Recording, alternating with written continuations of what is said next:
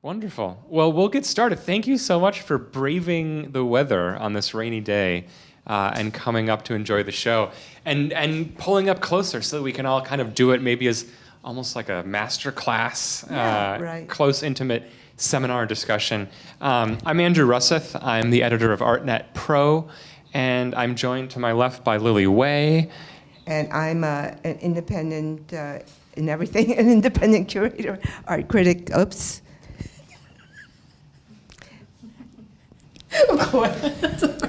Thank you. I'm sorry. I'm an independent critic, independent curator, journalist, and other things. And here is our artist, Jae Ko. Hi, my name is Jae Ko. I'm the one made these pieces, and here I am. That was the hard part. So to get started, I mean, there are a million things we could begin with. Everyone's had it's nice doing this on the top floor because everyone's had a chance to walk through the show and see the sort of full breadth of your practice. But maybe just to start with the most basic question, which is, how does the show start? How does a show like an exhibition like this begin? Does it begin with a single work, an idea, a color? Where does it start for you? Probably studied it like 40 years ago, 50 years ago. It's not like, I do make a specific pieces for this exhibition. I'm kind of a workaholic, so I work in my studio all the time. Like I go there like 8 a.m. with my dog and then work until noon until my doggy come and bark, lunch. And then, work until like 4 or 5. And I don't work after dark because it's kind of depressing. And then when weather's good, I don't work in my studio. I walk outside because the weather's good. So studied it, the paper, it's pretty much common everyday material. But specifically this type of paper, I work with this adding machine tape, which is cash register roll. When you buy something, you get receipt, right? That's they call cash register roll.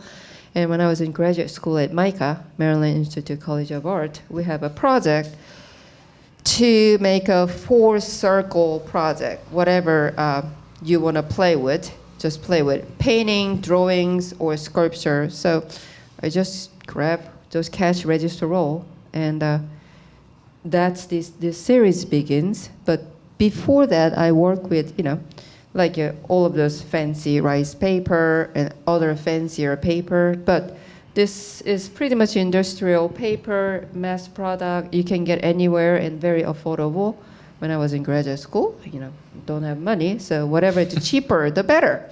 So that's the paper company called NCR, and you have to do lots of research about this paper is gonna work or not. So constant research about the paper, and specifically I choose to work with recycled paper because I know I'm going to use huge amount of paper. So actually I do recycle everything, not only this, which is my husband said, your obsession of recycle for everything. So that's how it starts. When you talk about, excuse me, when you talk about recycling,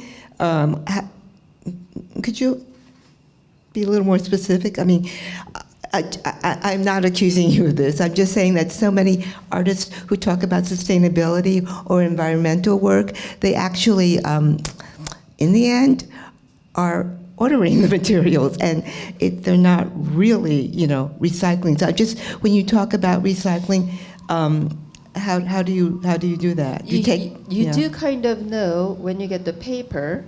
I just order it once, and recycled paper and bond paper, there's a differences between those papers. Bond paper is more like a printing paper, more fancier, and that's also sometimes recycled, but it's a more pure, less recycled than this type of paper because it's very thin. When you work with paper for many years, you do know how many times they recycle with your touch of feeling, or how much water they can be able to absorb when I put it in bath of ink and things like that. And so is recycled paper more absorbent or less absorbent? More absorbent. Really? Yes. Why is that? I don't know. That's interesting. But that kind of leads into, I mean, I would love to hear about how you do treat the paper. I mean, how do you get the right resonance of color? You treat the paper the way you don't treat paper. So you have to push the limit when paper doesn't want to take, I shouldn't say abuse, but challenge with paper. So, this series, I roll, it's a tiny adding machine tape. This is tiny one. I use probably like a 50, 60, but big one is like hundreds. So you just roll one after one after, and then whole piece going into the tub of water. It was flat. And then it's like you have to do lots of experimentation. Before I do studio work, I took paper like outside. Where in outside? Like oceans and behind the small streams, and just put the paper under the sand before high tide and slit a paper right in the middle, and not to expect paper is going to be there because it's very wavy, but some reason the paper came out someplace else, and then they just opens up. This shape to amazing other shape, like a deformed, interesting shape. So I brought that idea into my studio, and that I made a pull-up water tub mixed with ink, and let's just roll this paper and dump it in the ink and paper, and let's see what's going to happen. Maybe it's not going to happen. Maybe it's going to happen something. Something's going to happen. So, and I just dump it. The first one was like a 40 inches diameter, flat, one adding machine tape, one after, using lazy Susan table. I didn't have a pottery wheel, so it's like from a Chinese restaurant. Exactly. My niece and nephew turn the table, so I can do it. Chinese I can roll it. invented It's like all labor, you can get it. You have to get it. Yes. So, and then it's like 40 inches diameter, whole thing submerged into the pool of water mixed with ink. And then you see something, paper start to rise because they absorb this ink and water, and they push each other and rise it. I was like, that's interesting. It's like one of those aha moments. You don't really know what's going to happen. And then, this is how and why this place is rise, or this place is rip, or this place doesn't move. So you have to do lots of experimentation, though that's how to start of this. But after that, you don't. For years I do that, and then just use one single paper and cut it and soak it in the water with ink and make paper relaxed, and so you can form it. So I have like 4 or 5 different way of working with paper. So all different technique. So you have to develop your own technique. We all do that. Like a painter does the same thing, but sculpture does the same thing. Your own technique, and it's not really accidental, but you just learn from there. So one after. So that's why I'm landed right here, and including downstairs installation. But do you mold it? I mean, how do you get those shapes? Okay, that one, I don't have a mold. I have a frame, and those are more like embedded into the glue. So each one has those rectangular frame, so it doesn't go out. The foam shape, it stays, the glue stays, and then I take it out, those rectangular. And does that happen with the more sculptural works? Those are totally different. Yeah, that one has exactly same thing, this rectangular or square, 1 by 5 and things like that. So actually, I get lots of questions about, do you have a mold? No, I don't have a mold.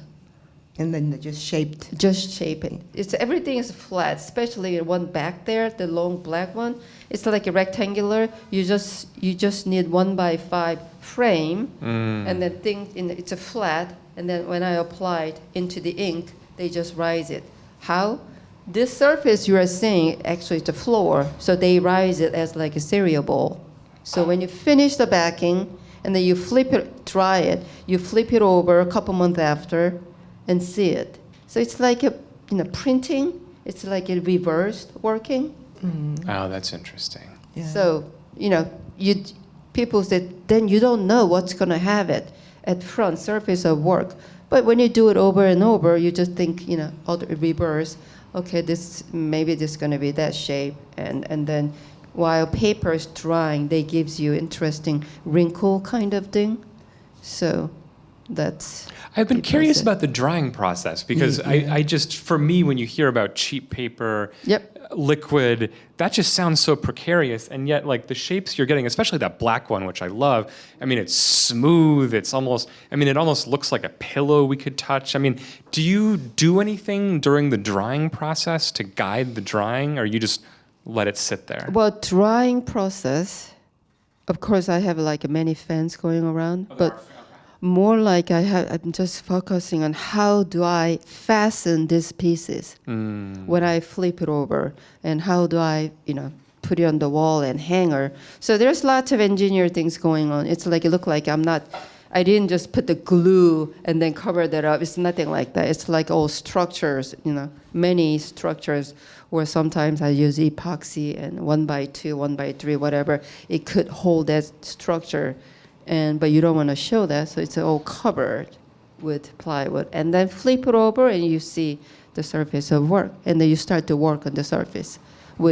I don't use a brush because I have to wet it many, many times. When you touch the surface, when paper is wet, it get all like a smoosh, like a paper mache. So I use spray. The tiniest mist spray bottle you can possibly get. Like this tiny bottle, and you kill many of those because the pigments get cut on that, thing. So you just... Do you get those from like an art store, or where do you buy something? eBay. eBay, okay. Nice. Wow. What about the sculptures downstairs? The freestanding. The insulation at the floor? One. The white one? No, the... the freestanding, the binary freestanding black and things like that. How does that... How is that happen? It's not that difficult, and something like that yellow, right? Yeah. Yeah, that's a perfect. Yeah. Yeah. I call myself like a sculptor, right? And my husband, he's also a sculptor. He's like a freestanding, working with metal and stones and things like that. And he said, I'm not sure your work is sculpture. It's like a 2.5 dimensional artwork. So I was like, sure, I will show you 3-dimensional artwork. So that's a part of it. When I went to, we travel a lot by car because we have to take a dog out west. Sometimes we do twice a year and stay there, middle of nowhere, like Utah, Colorado, Nevada. And there's a lot, I told Andrew the other day, like a very, almost no human footprint there. It's amazing. Other country, Turkey, Egypt, all great. But America out west, it's like all stunning. So he sees whatever he like to see, and I see whatever I like to see. So we went to, I think it's a California, Bristol Cone Pine Forest. And we were there. The weather is so brutal, and it's literally rock, and then so windy. So there's a pine called Bristol Cone Pine. They're like the longest living tree, 4,000, 5,000 years old. And it's like so much, they have to still live in that brutal weather. So the pine is literally twisted going around the ground, and some part of it still green. It's like those living creature, you just get like speechless, and those organic, beautiful shape, and it's like, that's great. What am I going to do with it? I have no idea. So, I just kept it. So those impressive moments, it's in your body, in your brain, and you just sit with it. And someday it just comes out, and why don't I just twist those paper as strong as possible? And it's the limit. You have to twist it really hard until it doesn't get twisted, and you have to tie it, and then work with surface and twist it other hand, and then I made 3 parts because it's structurally more sound. So that's the one of those inspiration I got from the national forest, Wow. Bristlecone pine forest, and just the organic shape is so amazing. It's like most of this trees are dead, but dried, but still alive.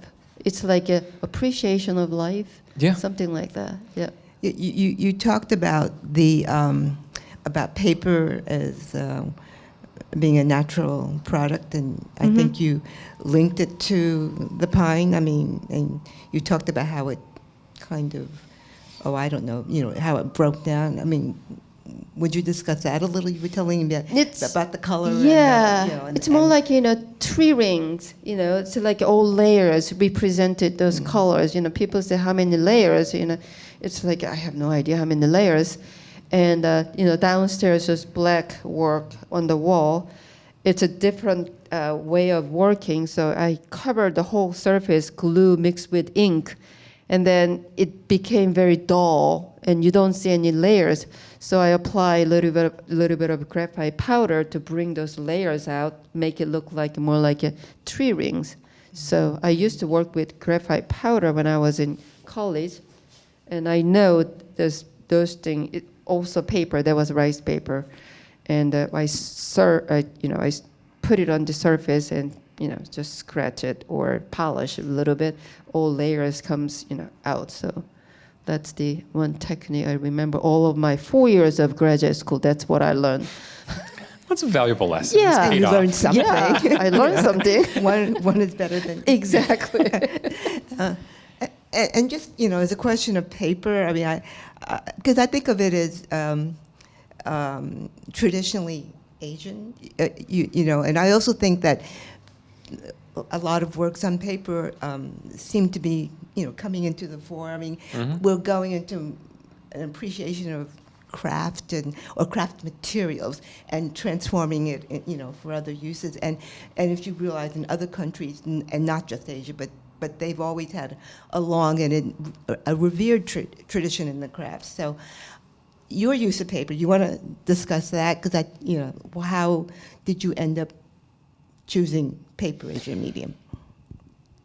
I used to work with lots of different material, not only paper. When I was younger, much younger, little younger. Sorry, much younger. God damn it. She's only 29. Yeah, exactly. So I used to paint. I used to, like a carve, metal, woodwork, even ceramic. I did even fashion. I did everything except architect. And so all of this material I use, I think I landed on the paper because it's very comfortable for me. So material itself, I have to be comfortable, even though my husband said, I'm talking about my husband a lot. Why don't you cast that so you can make a multiple? He's a metal guy. It's like, I don't like steel. Even though I use those steel frame, I have to make it, those work out of frame. Those are steel frame, welder did it, because it has to be come out. I don't know, it's like enclosing work. It's like can't breathe. So other gallery in London said, Jay, your work has been damaged. It's coming out of frame. And I said, that's on purpose. Yeah. So paper is the most common material, and we just live with paper. And everybody can work with paper, and everybody did work with paper, either when you guys are younger, paintings and drawings, even writing a letter and all that. So I just want to use the most common material into my artwork. Does that answer your question? Yeah, I guess so. Yes, for sure. Okay, that's fine. Yeah. Well, paper mache, right? Everyone, I think we all still use papier mache, no? And when you're young, but I just also was curious about the power. I mean, how much strength it would take, as you were talking, to ring. It's a full bodily. Right, it feels like exactly, art you're engaged Because in. that's a kind of body art, You have to argue with paper a lot. It's like, and you have Nice to. term. Yeah, I mean, you have to. It's my friend. So my studio, I talk with paper. Of course, I talk with my doggy too. And you have to talk, and until they give you answer, which means you have to do it over and over and over. And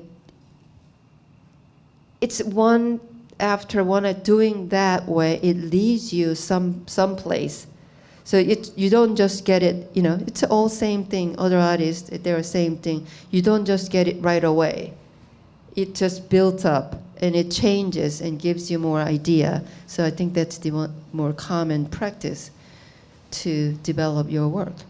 And when you're building a piece like the installation downstairs, Yep. is that also a sort of back and forth with the paper? Are you talking to it, or when you start out, do you have a sense of what it will look like? I like that question. Every process has that stage. The paper comes with either a tiny spool or big spool. I have to unroll and re-roll to lose this paper.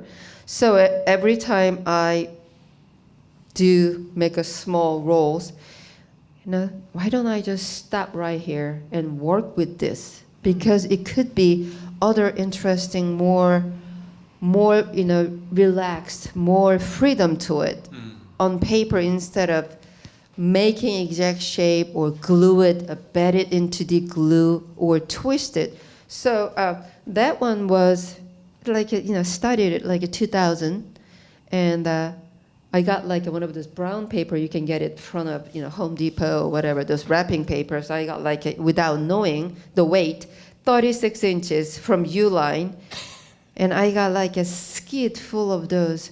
How can I unroll and re-roll? Big mistake, so it didn't work, too big. So get 25 inches. Well, kind of worked. I made an interesting installation, very loose, and then it just tap it and it collapsed. And paper just collapsed. So all of those layers became amazingly beautiful. And then why don't I just stack it? So I got a little thinner, like a 12 inches, and then 8 inches and 6 inches. Now it's a 4.5, because when paper company, the paper mill, even though I usually order 20 inches diameter. When you cut like a 24, it's like a 40 pound each. But when you cut it like 6 inches, it's like a 20 pound. So getting thinner and then unroll and re-roll with assistant and all that, and then very loose. It's like a drawings. It's like a process of this work. And stop right there and let's stack it.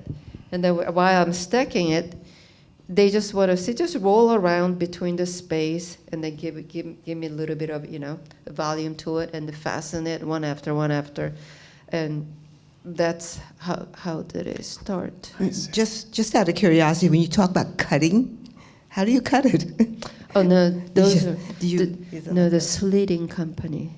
You can't cut it. So the paper, they order this paper from paper mill, and slitting company cut the length I want. So and then like woodworking, throughout. Yeah, you can't just cut it. You can't do that. Yeah, you can cut it this, sharp cut. Well, like a book, sometimes they have a rough cut. It's okay, but it's very difficult to work with. And then the surface became very rough. So I like to have a kind of smooth surface. So I specifically ordered the blade has to be new. So it's a clean cut. That's what I want. So by the time we finish, we'll be able to go home and make your piece, right? Absolutely. Okay, good. And the other thing about paper, it's a very strong material. I was told once that in an earthquake, if you have piles of books and you get between them, you're safe. So, there you go. Good advice. It's a safe, guys. It's a safe. You are safe. Yeah. So just buy a lot. Yeah. When DC has a big earthquake, like about 15 years ago, yeah. I had a old cathedral, whatever structure got damaged, and even Washington Monument has a damage. I was driving back to DC from my studio to Chesapeake Bay, and I have to turn around to see, my paper is still on the wall, because lots of work I'm drawing right under that paper installation. But it was saved. It was saved. Yeah, you're exactly right. I love it. I'm curious also, I mean, when you look at a lot of these, there is, for my eye, some intimation of, I mean, we were talking about one of them, this blue one, to go to that again. I mean, or also the green one, maybe like peacock feathers or even gestural brush marks. I mean, are you at all interested in a reference to real things, or is it for you, it seems like it's more of a formal exercise maybe, or? You know, while you are keep working this, you are just, you can't really think what's gonna be. Yeah. You think after what you made sometimes, you know, specific plan, idea, sketches, you have it. Of course I do have it, but those are ideas made it for the change for me. Yeah. So nothing exactly going to be as I planned, usually like 80%. And you learn from there, and the next idea was, okay, this is interesting, let's move on to other idea. And sketchbook sits right there, and then when you go back, you know, visit your sketchbook, there's other idea came from that ideas. So, you know, the green right there, it's not that, you know, ideas, you know, those inspiration is not that much far. I have a studio. Back there, it's like a window, big windows on above the wall. And I was tired and sitting in the sofa, and then the wind blows. And then this middle of summer, this green, like in the frame, 1, 2, 3, 4, just green leaves are just stunning. And I was wondering, did I get inspiration through that window?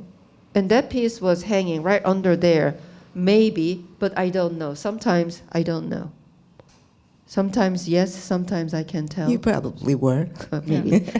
Maybe. You can feel these organic shapes in it's built up in Yeah. your muscle memory, in your eye. I mean, you really feel it in the glacial white piece downstairs. Yeah, the glacier piece was absolutely. It's like I had an idea, so we drove to, you know, all the way up to Inuvik to see glacier and things like that, and you know, like there, you know, Nova Scotia and Newfoundland up there, and definitely those are like inspiring, very inspiring. But how do you transform those layers of time, you know, layers of snow, and make it, you know, satisfying for me? I'm making all of those art for enjoying myself. If you can enjoy with me, that's great. But mostly, if I enjoying or if I satisfying, I let this work go. Other than that, it stays in my studio 20, 30 years, which is they have 2 pieces right here, and one down here, a big blue one, and one second floor, sky blue with a rectangular hole in there. I made it in graduate school, and I don't know that piece is really working or not. It's all experimentation. It means a lot to me. I learned lots of things from those 2 pieces. And I just kept it in my studio with all black and without finishing it. When time comes, you know, well, let's you know, finish it. So I finish it, and I have a guts to show that piece in this show. Nice. Well, it looks a bit, I mean, like rather than a glacier, an avalanche, you know. I mean, There's right? force, there's motion. Right. So this is the ocean, the notion of control and release. I mean, do you have that kind of rhythm in your work? Yes. Where, you know, some things are more controlled and others are more spontaneous or freeform? Yeah, sometimes, you know, you can't really breathe when it's so controlled. And uncontrolled, it makes you feel more comfortable. I don't know how to explain. It's like a shape, but no shape. This shape can be changed to other side. It's not locked like you know, one single pieces like this. It's like a site specific, and I cannot make it exactly same installation when I move to other location. I have to change it, so it's more freedom to it. So that's what I like. But you know, it comes to like a commission, you know, like a hotel or lobby or whatever, those places, you know, I cannot change because it's a permanent, but all of those installations, the museum installations and things like that, and it's same paper, but I can't I don't feel like to make it exactly the same because I just walk around that area and hang around, and it's your mood and environment and all that, so it gives you some other shape and different ceiling of height, something like that. We were discussing before you all came this question about why did you come here and why did you stay? And we decided we'd save it for the discussion. Or should I not go there? No, I'm so glad, because Jae Ko, your biography is very interesting. Yeah. And if you could talk to that, the choices you made. I mean, you were born in Korea at 19, you go to Tokyo. Yeah.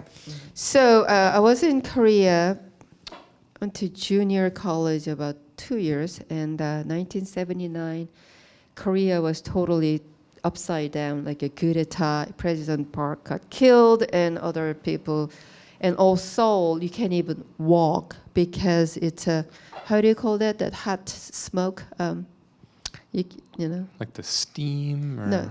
smoke? When the military just put the hot spike. Oh, like tear gas, right? Yeah, right. Yeah. Time of Tear protests gas and rioting. everywhere. This is the Gwangju Yeah. At that time, and then all this walkway, you don't see walkway. School is shut down, and everything is shut down, and Korea was still locked. You're not freedom to go other overseas, but why not to try? So I got to Japan because convinced your parents.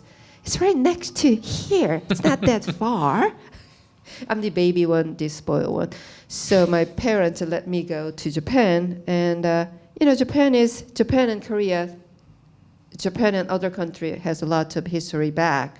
So my father wasn't very happy about Japanese, but hey, Fad, that's your generation. It's different. So I went there, and I went to several schools. My mom called professional student because I have to keep my visa. They don't have such a thing called like H-1 visa, nothing like that. But schooling is great. And I was there 8.5, almost 9 years, and then I got here. And it's very different. America was very different. It wasn't easy for me. And of course, I still don't speak English very well. Thank you for understanding. And lack of English, I'm like, everybody just pushed me away. It was very sad, and it was very difficult. So, a lot of things going on. And Andrew said, why you are still here? And I said, this country, I have to challenge. And that's why I'm still here. And I think that's life. And you just give up, middle of, whatever, go back to your country or some other places. I feel like I'm a loser. As you know, I'm very shy. It shows. Yeah, right. I'm very stubborn. I was shy, but I've learned this country, the shyness doesn't work. I was shy, and I was very, we call in Asia, very highly intelligent person here, but who cares? Nobody cares. So I just switched my brain, and then I said, okay, I love to challenge this country, and I don't want to give up. It's very difficult, it's artwork. It's very difficult to pay your bill, but it does not mean you have to give up. So I just stay very quiet in D.C., and now it's middle of nowhere, end of earth, at the Chesapeake Bay, small island, and then stay there very quiet. But, luckily, I got to know Anastasia and all those opera gallery and other gallery. So, you keep work what you love to work, and deal with a little bit of this society. And I guess, I don't know it's working or not. Maybe I have to stay here 20 more years to see maybe it worked or not. But that decision to be in remote Maryland is also pretty interesting. I mean, it's a rarity to see someone outside of LA or New York or maybe Chicago having a big show in New York. And yeah, why did you make that conscious decision to stay at a remove a little bit? So after September 11th, the World Trade Center right here and the Pentagon, and then my studio is right behind the Capitol. And I see the very strange scene. And I was trying to go back home in Georgetown, couldn't get to it. all of those military machine gun, every single corner in DC, and it continues forever. And then whole thing has been changed, whole scene, whole people, it's like changed a lot.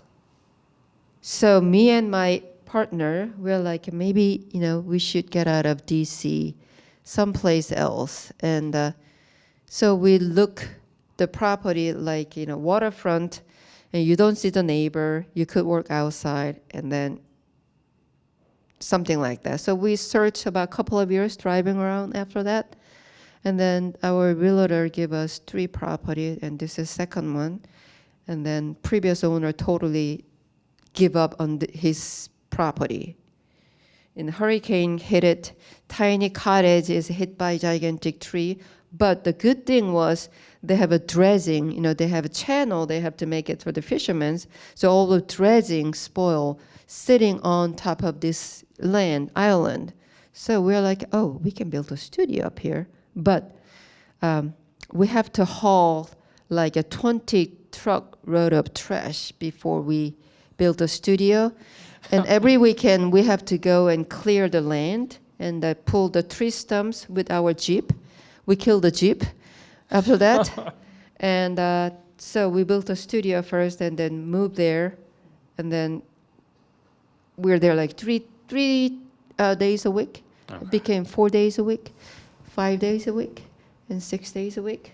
And then we're there pretty much full time. So we come back in town, whatever we need to. But we still have a house in town, but mostly out there for full time. And it's great. You just have to deal with deers and foxes, osprey, and raccoon and groundhog. So we don't see neighbors. And, that's great. But certainly you get island fever there. I was wondering, yeah. Yeah.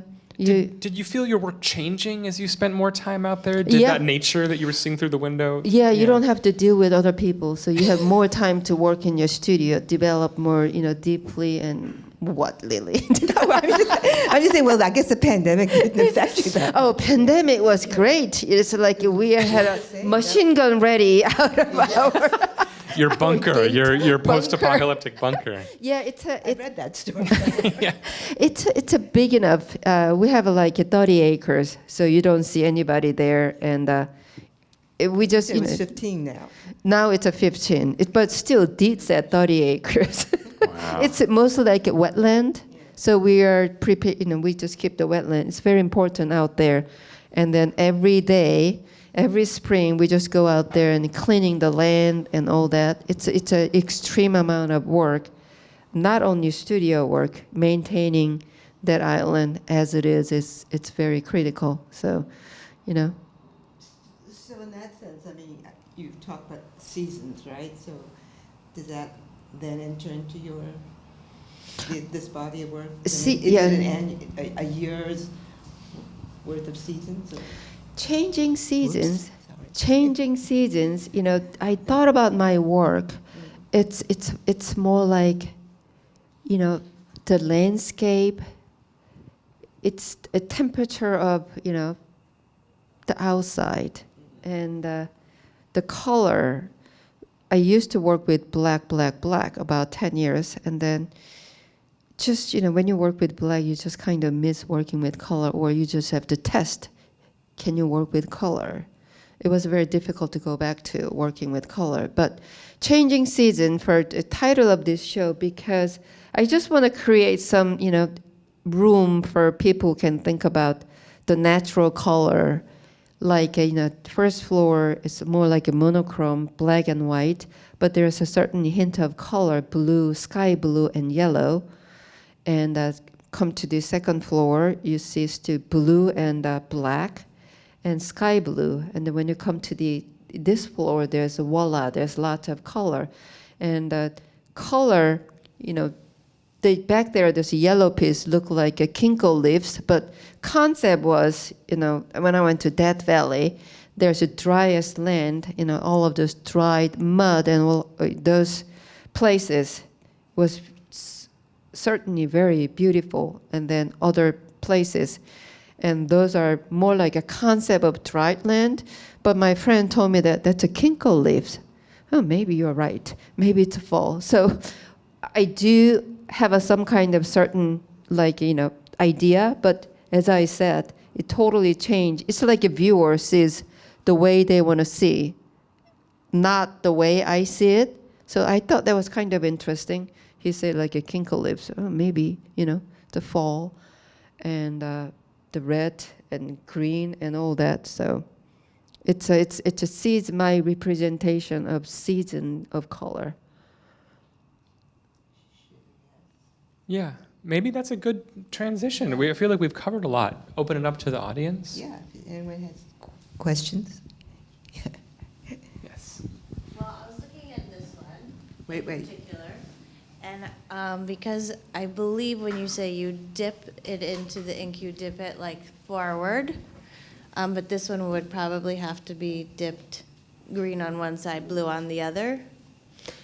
And I was wondering if that's how it was. Did you see a difference in how the paper fell, since one might have been dipped this way versus that way? Those are two pieces. I put it together, and when I dip it in the water, pull up water, it's all black.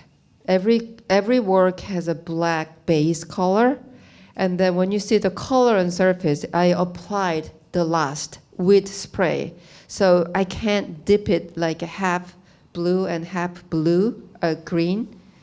That's kind of interesting idea. I'll try that. So the color. Consistent. Yeah. Okay. You got it. Yes, the colors are all to the last moment. So those are all spray.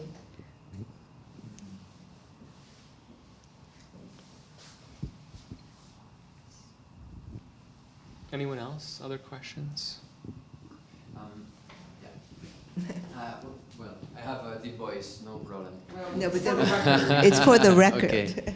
Okay. I wanted to ask you about this piece that you have on the wall. How did you assemble the papers? Because since it's like a donut shape, it doesn't work. Like they don't have the same size, I guess. Like the ones in the middle, they are smaller, and then they become bigger. Like I don't understand how did you make this piece?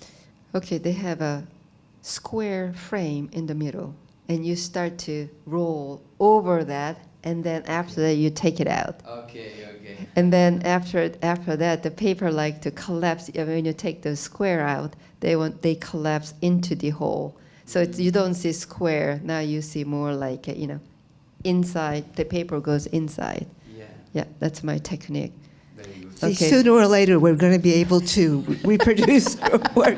You just keep asking questions. Keep asking the question. I'll tell you all of my secret. There's She said she nothing. wouldn't. There's nothing about secret, but I told Andrew, I had a phone conversation with, reviewer. How did you make this piece? So I explained exactly what I explained, pull up water, and she doesn't understand. She couldn't understand. So I was like, damn, my English is not good. So my white husband, and I told him to say, okay, he said, I can explain to her. So he explained to her. Well, she couldn't. She didn't understand either. So it was my English. So it's kind of very interesting process that how those piece like that, how those paper goes wavy like this. It's very easy because that wavy part is very loose, and the other place is very tight. So when paper absorbed ink, the weight. They have a place to move, expand. So at the same time, they rise it. So it's a looseness or tightness gives you those wavy, three-dimensional feeling, though. So that's a secret number 2. Very good. Thank you. Okay, number 3. Number 3, I okay. think the misunderstanding almost has to do with you just have this deep body of knowledge of how paper works. Yes. And for us, it's like you stare and it's beautiful, and then you start to think how do you actually do it? Exactly. Exactly. Yeah. So you really have to say it. Some people say, why don't you just videotape it and then show them? It's like, it's not. I'm not video artist. It's like my just study the fun. It's nothing to hide, but it's nothing to show. What I want to show is like, it's like you're listening the process of my work. Isn't that more interesting? It's mysterious, right? Yeah, a little bit of mystery, I think. That's good. That's important in art. Yeah. So that's how do I start? Well, I suppose if someone else tried to replicate, they would have something different entirely in any case, right? Yeah, they use some, the So- students and things like that. They use toilet paper and all that. It's like a toilet paper is not gonna work. That paper is not gonna move. But certainly, giving some kind of influence for the upcoming generation. I think it's a good thing. Make them think how they should do it and all that. Going to school and like a critiquing and things like that. And I usually ask them the technique and what's behind their stories. Like Andrew asked me what's behind my stories, and not very much interesting, but that's you. And Lilly asked me like my identity. So using the sumi ink with paper is kind of my identity. The sumi ink, I used to grow up with sumi ink. My father does calligraphy, and even he write a letter with tiny brush, beautiful letters, and those things, I think that's in my blood, and I get pretty much, learn from all those amazing detail from my cultural background. So it's appreciation. And when I was younger in Korea or Japan, we're Asian. We are just dying to learn the Western society, right? So we do oil painting, or physically you just go in the Western society to learn. But when you go over that age, your identity naturally coming out of either your writing or your artwork or your lifestyle. I think those are treasure I didn't know when I was younger, but I think those are very much, I treasure those things this day and age. So, any other questions? Yeah, I'm not sure whether it's a question. It's just I disagree with your husband. I think about the three-dimensional pieces. They are very much. I need your phone number. No, it was. I need your phone number. Okay, later. Okay. I mean, because they have very beautiful rhythm, and it seems very to me like it's very different from the pieces like behind you or here, where are a little bit more decorative. They are not decorative because they have certain sour energy, of the material, But especially in these pieces, because I can see this rhythm that it's so varied in terms of maybe this what you mentioned before about these organic shapes that you wanted to represent. I wanted to ask you about your process of composing it, whether it's more intellectual, emotional, or how you arrive to. Maybe it's more the question of your background and how you were trained, or how you managed to compose it. It's like a day by day and month by month. Your emotional feeling of it's like a composer. What do you want to compose? What's your next, or do you want to compose something totally different? So it's sometimes it comes and goes and back and forth, and I don't suddenly get a huge idea. I'm very slow moving artist, so I don't push myself too hard. So 2.5 dimensional to 3-dimensional, and as I said, sometimes your feeling is so tight, and then you want to lose it, and you do something else, and they go back and forth, something like that. That's my, composing artwork. Is that answer your question, or am I derailed someplace? Not really, but I guess it's a part of your process. And it wasn't a question. Yeah, it wasn't the question, right? God, I'm just blabbing a lot.